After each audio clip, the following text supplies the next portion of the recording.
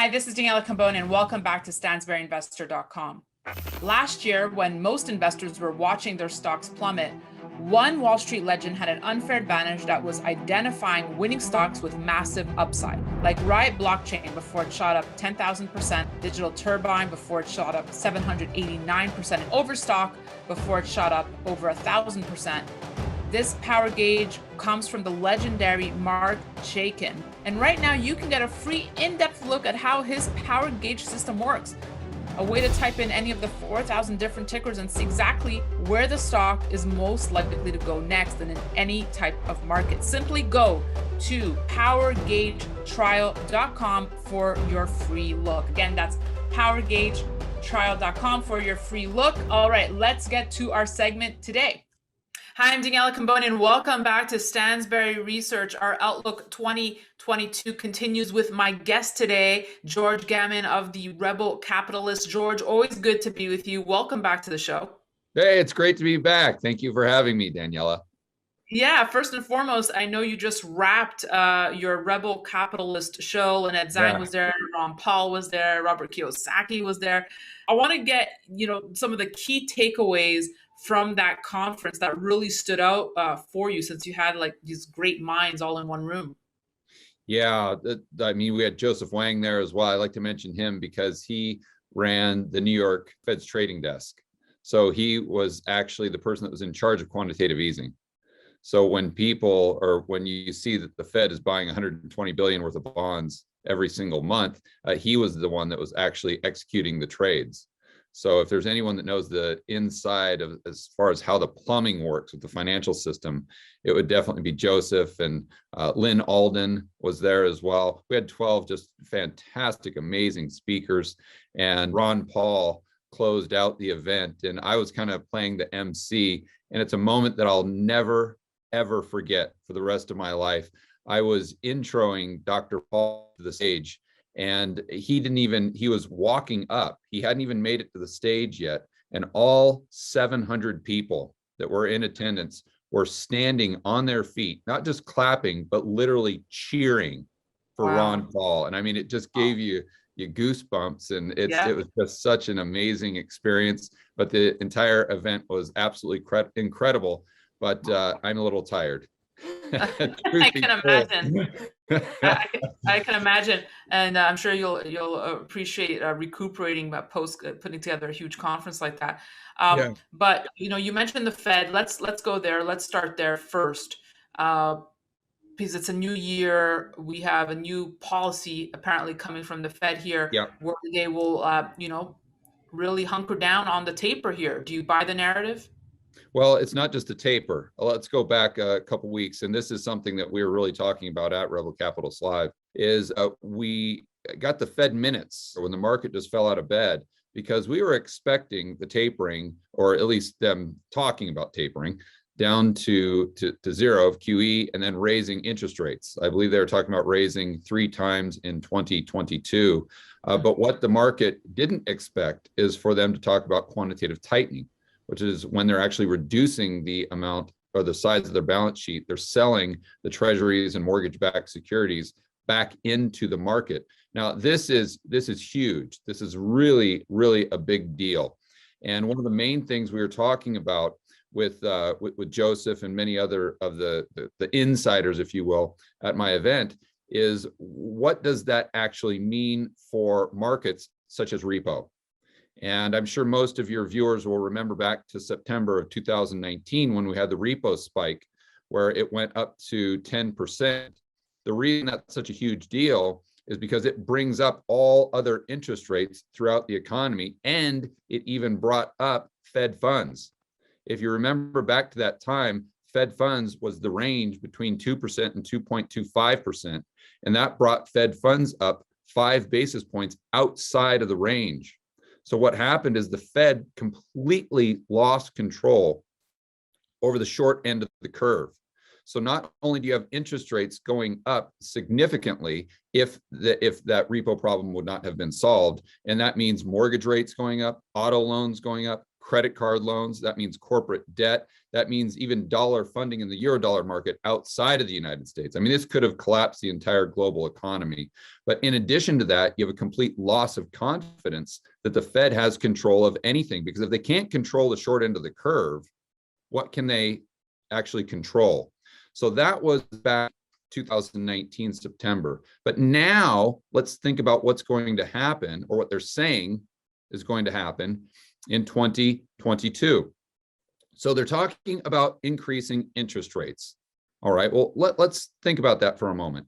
Because if you've got, let's say, $1 billion worth of treasuries that you can use as collateral in the repo market, those are bonds. So if the interest rates go up, the price of those bonds goes down. Well, that means you have less collateral to offer a counterparty in repo. So you might have the same amount of bonds, but they're not worth as much. So before, let's just make things easy, say that you would have had to pledge, let's say, 1 treasury to get the liquidity you need. Well, now you need 2. So that means that there's a collateral shortage. Well, let's move on to quantitative tightening. What does that do? That reduces the amount of bank reserves that are on the balance sheets for all of these banks that lend into repo. So that reduces their balance sheet capacity. That's the cash crunch that we heard everyone talking about during the last repo spike. So there's 2 main schools of thought. I like to look at it from a standpoint of Joseph Wang, who we discussed earlier. And everyone, I'm sure all of your viewers know a good friend of mine by the name of Jess Snyder. He is probably the foremost expert in the repo market that I know. So Joseph believes that 2019 was a result of a lack of cash, i.e. bank reserves denominated in dollars. And Jeff believes that the repo spike was a result of a lack of collateral. But if you think through what the Fed is doing in 2022, they're going to be reducing the amount of collateral by increasing interest rates, and they're going to be reducing the amount of cash potentially by doing quantitative tightening. So my point here is that if we take the Fed at their word, I think they don't even understand what they're doing. They're like a bull in a china shop.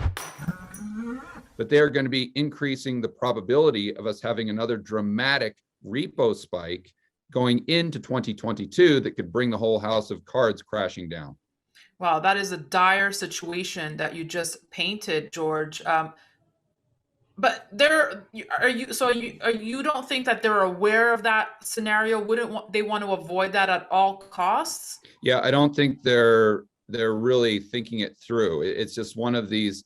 I think they see what's right in front of them, and they know that inflation is at 6.8%. My research assistant Josh just told me the headline number increased today to 7%. I haven't actually seen that, but that's a big deal. So you got to look at how negative real rates actually are. I mean, if we've got the CPI print headline at 7%, and people don't even buy that number. People, I know, people don't even buy that number. I know it's way higher. Yeah, but let's just assume that it's true for a moment. Okay. And let's say the 10-year is trading at, I think it's around 1.7, 1.8, but let's just assume it's 1.5%. You've got a negative a tremendous negative real yield. I mean, to the tune of about, let's say, if CPI is at 10%, so you've got a negative real yield of approximately 8.5%. So let's think about that. How is the Fed going to tame inflation? Well, if we go back to the last time they did this, when Volcker spiked rates, they tried to increase interest rates throughout the 1970s, and it didn't work because they didn't take rates high enough, meaning they didn't get high enough above the rate of inflation, but they had to have positive real rates to smash inflation. How can we expect to smash inflation when real rates are still negative?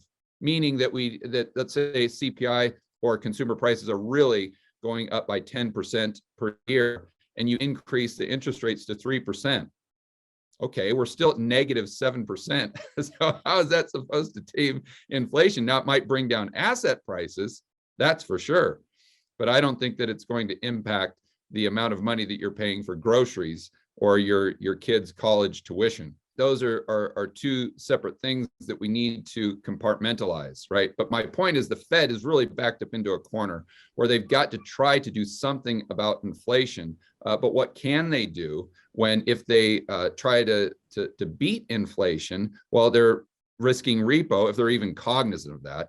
But the one thing I know they're cognizant of is that raise in interest rates or quantitative tightening could definitely bring down asset prices, i.e. the stock market and the housing market. And if the housing market comes down, if the stock market comes down, then that's going to bring down the real economy as well. Because now the Fed has created this environment where the total economy, our real economy, is completely built around the stock market and around housing prices for the majority of Americans' purchasing power.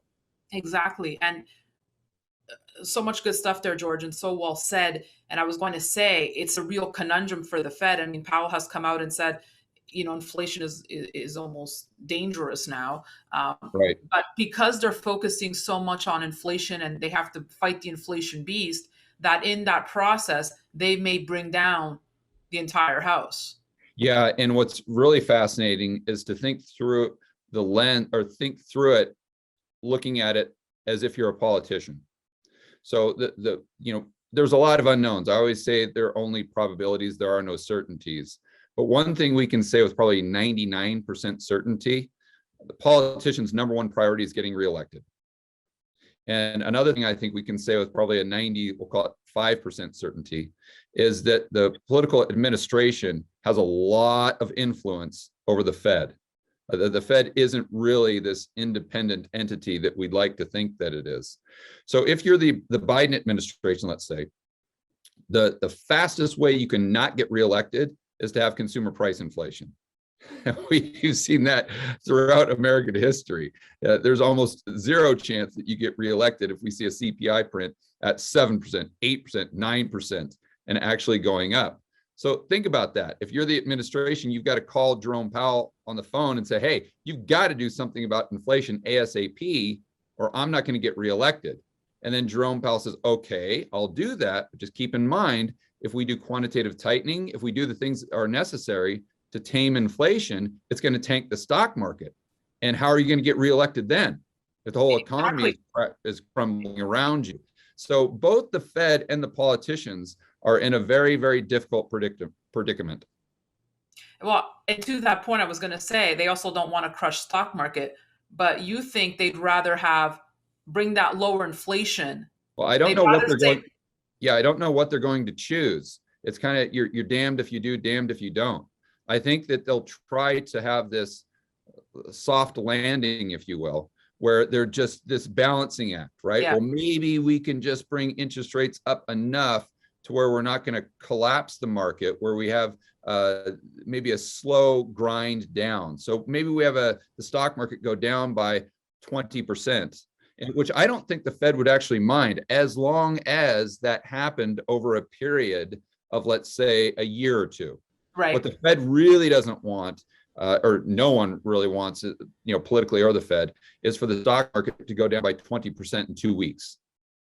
That's when the credit markets potentially freeze up. That's when we have an event like you saw back in 2020 of March, and that's what could really bring about the next economic collapse. So they're trying to avoid that. So I think in their minds, if they can just fine tune the interest rates, do a little bit of quantitative tightening, maybe until the market kind of spasms like they did back in 2018. And then, that can bring down inflation gradually, or at least get the CPI print going from 7% down to 6%, maybe down to 5.5. At least that might be politically palatable, because the administration can come out and say, oh, see what we're doing? We're really combating inflation. It's trending down, therefore vote for me. And although the stock market is down, it's not down enough to where most people are concerned with it. And I think this is kind of the best case scenario for them.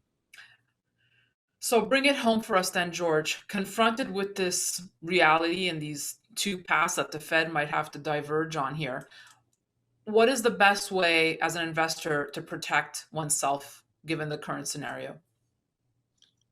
Well, for the average investor, it's very difficult. I mean, for a sophisticated investor, I think you got to go long volatility.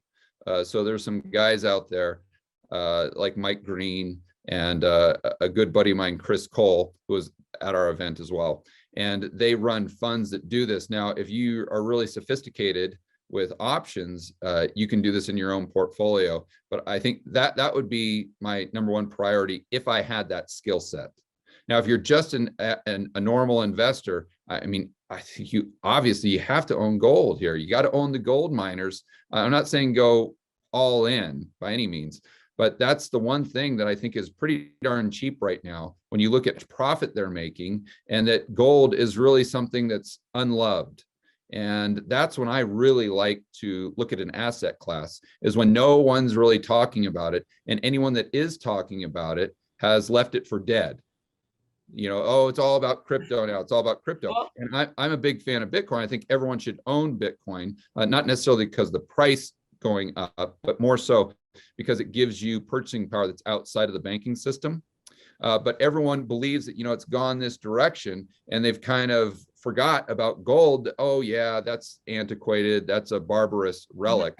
And that's when I like to take a second look at it. That's when I get interested, and that's when I put it on a watch list. And now another thing that I think is fascinating moving into 2022, and I don't know if I'd have an investment theme on this, but I'm sure a lot of your viewers could kind of think through. And this is the fact that this, I always call it a scariant on my YouTube videos, because I'm always paranoid that they're going to take down the video or take down my channel, which they've done before. So, but most people know what I'm talking about here. This recent variant, we'll just call it, leave it at that. And I think this could be very mild. Hopefully that's what the data is showing. And I think that politically, especially in the United States at a federal level, that this is also something that is unpalatable. And I think this is a platform. If you're the Biden administration, as an example, and you're continuing to try to get reelected on a platform of taking draconian action against, with mandates, as an example, I don't think that's going to win you any votes. And I think they realize this. I think you can see that in Biden's polling numbers. And so they're trying to figure out a way to back out of that. But how do they do that while saving face with their constituents? I think it's because they do so by pointing out that this recent variant is far more mild. Therefore, we can pull back on the restrictions, we can pull back on the mandates, and then that gives them some kind of political cover. So what does that mean? Well, I just saw that the Mandarin Oriental in New York City sold for $98 million. That is cheap. Now, I'm the last person that you could consider a fan of New York City. I absolutely hate what New York City is doing right now. I would not go there if you paid me. I always say this in my videos, that I'm not anti-vaccine by any stretch, but I am definitely anti-vaccine mandate. But my point is that New York, it's down. I mean, there are blood in the streets right now, if you want to look at it that way. And I think that there is a possibility, and maybe it's 50-50, I don't know, that moving into the summer, that the pandemic will be in the rearview mirror. And if it is, then you could get some cheap assets, maybe cheap real estate, commercial, in some of these areas that have just gone off the plot as far as their crazy, insane approach to dealing with COVID, such as the Mandarin Oriental. I know their revenues, their gross revenue in 2018-19, if my memory serves me right, was right around 115 million. And their revenue in 2020 went down to 15 million. 15. And so this, I think he's the richest person in Asia, went in and bought a controlling stake. I think it was an 80% stake for $98 million. And so yeah, I'm not saying run in and buy real estate in New York City. I'm saying just use that concept to maybe look at your own portfolio, or maybe find opportunities that would occur as a result of the pandemic being in the rearview mirror going into the summer. Well, New York City is my current home, so I hope you'll still come visit me one day, George. But I don't think I can. I don't think I can, because I don't have the vaccine, so I don't think they'd let me in anywhere. So maybe we can just go to walk around Central Park and talk macro. 98 million is cheap, considering it's in prime Columbus Circle location. So it is cheap, but I was going to say, does not match other real estate. If you're looking to buy a home in New York, prices, have come down somewhat, but still extremely expensive. So Yeah, that I is, would. you know, Yeah, I would not suggest um, residential real estate. But my point there is you got to find opportunity in things that are unloved. And I think the gold miners and the gold definitely want silver, another thing. I think uranium could be interesting. I know it's run a lot, but if you look at a 2-year chart, it really looks like it's run. But if you look like it at a 20-year chart, we've got miles to go. And I know that the European Union just came out and announced that they were including uranium into what they consider quote unquote green energy. mhm. So uranium's got a Yep. lot of tailwind. And I think we could see kind of prices move down in 2022 with commodities. They could have faced some headwinds because of what the Fed's doing with interest rates. But long term, I definitely think that we're in a commodity super cycle. On that point, what about copper? Do you like copper? Copper, is it the new oil for you? I don't know if copper would be new oil. I think oil's the new oil because I think that there's so much or so little capital investment going into new supply. Same thing with coal. That's something that's not on most people's radar. And I think coal could be the next tobacco. So what I mean by, and again, I'm Right. not talking about the short-term prices, guys. I have no idea where it's going in 6 months. The prices could come down. I'm just talking about the next 10 years. And if you go back to, I believe it's the late 1960s, and I definitely, oh yeah, I think it was 1969. If you go back that far, the best performing stock in the entire stock market when you reinvest dividends is Altria. And then if you go back to the mid 1990s, the best performing sector is tobacco. So, and that's something that's completely off everyone's radar. For those of you who were alive in the 1990s or adults, you remember that no one would touch tobacco with a 10-foot pole. They thought all those companies were going out of business, yet they were the best performing industry, let's say, since the mid 90s in the overall stock market. So I think coal is could be the same thing. They're paying huge dividends. And it's something that demand, I don't know that it's going to decrease that much when you look at the global demand. And it's persona non grata. No one's investing in it. And that could be the opportunity. Just two quick points before I let you go. Getting back to Bitcoin, um, there's been, a lot of exuberance in this market, as you know, and I've had other experts coming on saying that it's having a .com moment. It's going to enter a long winter phase here. Are you not concerned that it's trading in tandem with the stock market? And if you see a stock market correction, um, what would that mean for Bitcoin prices? I think it goes down. Same thing for gold. Because if you, and now let's be clear here. We're talking about a March 2020 event. If the stock market goes down by 20% over the next 2 years, I don't know. I think that Bitcoin is more of a risk-on asset. I don't know how gold would really behave in that environment. But if we get a 20% down in 2 weeks or 20% down in a month, I think gold and Bitcoin go down significantly, which could be a buying opportunity. Why is that? Because these hedge fund managers and these giant pools of capital, they're going to sell anything on their balance sheet that's liquid. And if they can't sell their corporate debt, if they can't sell their, you name the asset class, they're going to sell their gold, they're going to sell their Bitcoin, because that's the only thing they have on their balance sheet where they can get a bid and they can get the liquidity that they need. So that's why when you go back to like 2008, when you look at Lehman Brothers and what happened with Bear Stearns, you see gold was extremely volatile. And it really went down significantly during some of those timeframes. Also went down during March of 2020. And again, it's doing that because everyone's just selling it, not because they want to, but because they have to. And I think you could see Bitcoin fall into that category as well. A point on cash from you. So in your portfolio, right? What are your views on cash? How much do you like holding here? It's very difficult because the Fed has and the government really has put us into this environment where we have such high rates of inflation, but we're also in the everything bubble. So, you want to have cash on the sidelines to take advantage of asset prices going down while at the same time, you've got a negative carry relative to your daily expenses. So that's something that everyone just needs to decide on their own what they think the probability of us having a market, let's just say, crash, or a housing market crash, although that takes a long period of time. But let's just say a stock market crash in 2-3 weeks, maybe a black swan event would be a better way to describe it. Therefore, that cash on the sidelines, you want that to take advantage of those super low prices. I remember back in March of 2020, I was buying uranium, I was buying gold miners, I was buying a lot of shares, and I was able to do that as a result of having a lot of dry powder. And although I had a negative carry on that dry powder, you still wanted that optionality. And I think it's different for everybody based on what their individual objectives are.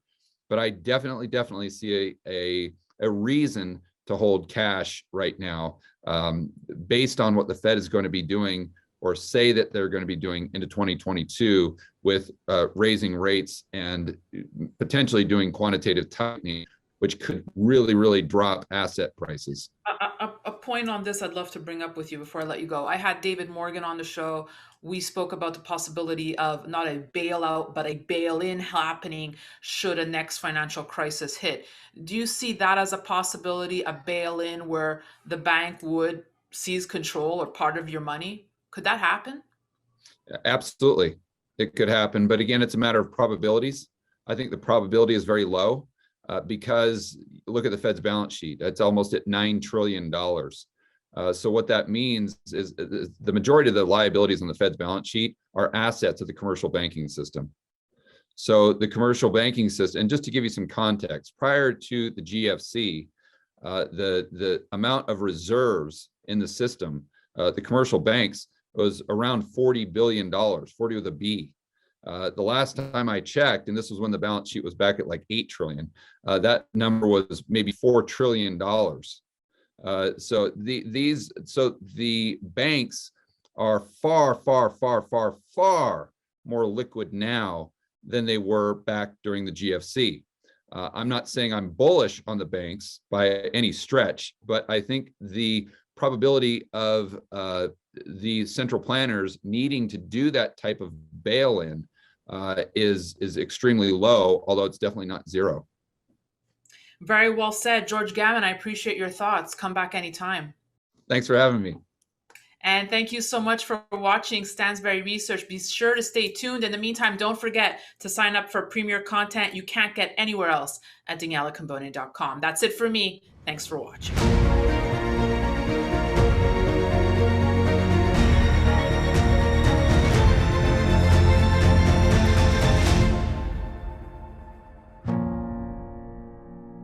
Opinions expressed on this program are solely those of the contributor and do not necessarily reflect the opinions of Stansberry Research, its parent company, or affiliates.